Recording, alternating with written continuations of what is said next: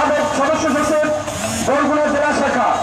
আমাদের মাঝে আরো উপস্থিত হয়েছেন বাংলাদেশ গণ অধিকার পরিষদ বরিশাল বিভাগীয় সাংগঠনিক সম্পাদক জনাব রফিকুল ইসলাম।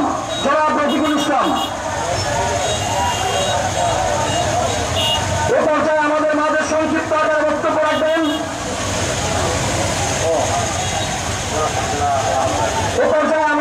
উপস্থিত আছেন বাংলাদেশ গণ অধিকার পরিষদ পটুয়াখালী জেলা শাখার সম্মানিত আহ্বায়ক জনাব সৈয়দ নজরুল ইসলাম মিঠু ভাই।